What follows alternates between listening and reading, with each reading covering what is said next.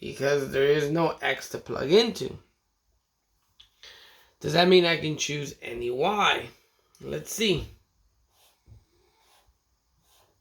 Let me pick a random y, and then we'll see what happens. Let me try 3.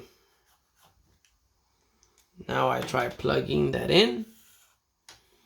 So 2 times y is equal to 4. So I plug in this 3. 2 times 3 is equal to 6. But is 6 equal to 4?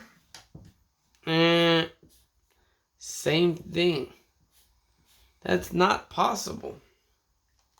So, a rule of thumb, or just looking at this example, let's try to see what y has to be. I know this is a linear equation. Let me do a small, very small manipulation so we can see something. I'm going to write it in a different color so we can see that we're making this small manipulation. What I'm going to do is I'm going to divide by 2. Again, this is still a linear equation. If you wanted to, you can add 3 to this side. Again, would that do anything for you? No. But is this going to do anything for us? It actually is. It's going, that just simplifies to 1. And I'm going to be left with y is equal to 2. And now, that's just like the previous one where it's telling me what y has to be. And that's why 3 didn't work. Because if I try plugging 3 in here, 3 is not equal to 2. If I try plugging in 5, 5 is not equal to 2. No other value other than 2 will satisfy this equation. So that means my y always has to be 2. And there's no x. So x could be whatever you want it to be. I could put 0.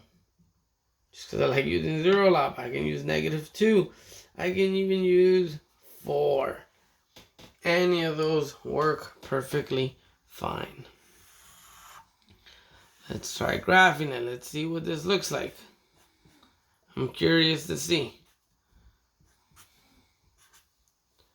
So 1, 2, 3, 4. 1, 2, 3, 4. 1, 2, 3, 4. 1, 2, 3, 4. Alright, this was a slight difference because that 2 was in front of it, but then we manipulated a bit to see, and then you can see that here. You can sort of solve this intuitively because 2 times y has to be equal to 4. The only way that multiplying a number to 2 to give you a positive 4 is 2. There is no other way to try to get positive 4 by multiplying 2 to something to give you that. Or you can just isolate that y, and then you can see what y has to be equal to. And that illustrates something important, because when we're looking at these linear equations, we're normally going to be isolating our y. What's the reason for that? Yeah, we'll see in the next video why we have to do that, or why we should. But here, let's plot these and see what we get. So at 0, so again, I start at the origin. My x is 0, so that means I'm not going to move left or right at all. Let me do another color here, just so we have a variety of colors going on. Here's purple. So I'm not going to move left or right at all. But then I have to go up 2. Right here. If you notice, my x is 0 and my y has a number. What is this called? That's a y-intercept. Now next one. Now I'm starting at the origin. My x is -2. So that means I'm going to go 2 to the left. Same thing. My y is +2. So I'm going to go up 2. Next one, I have x is 4. So it's going to be 4, positive 4. It's going to be 4 to the right. And then up 2. You can see that. 1, 2. And if I try to graph this, I'm going to put this sideways just so I can make my line. What type of line is this? Think about the horizon, the sunset.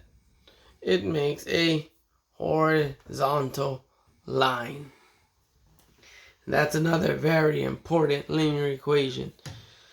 Just like this, whenever x is equal to a constant, you're always going to get a vertical line. Now, whenever y is equal to a constant, you're always going to get a horizontal. I think I spelled horizontal wrong. Horizontal line. For x, you're always going to get a vertical line. Remember that. So for example, let's say we had y was equal to -1. Same thing, the fact that y is equal to a constant, I automatically know I'm going to have a horizontal line through that -1, which -1 is right here. I will have a horizontal line through -1. Similarly, I'm trying to find all these different colors. Let's say y was -4. Same thing. At -4 for y, so that's -1, -2, -3, -4. I'm going to have a horizontal. I'm going to stop it right there just because I don't want to mess this up. But I'm going to have a horizontal line right through that -4. So it's really important that you remember whenever y is equal to a constant, it's always going to give you a horizontal line. I think this video is long enough, which I'm going to stop here. And I'll continue. But this is how we graph a linear equation. And this is, using this table is how we're going to graph a bunch of different type of equations. Just remember these two cases of vertical, horizontal line. And then we have all the other types of lines that we have here. So, see you on the next one.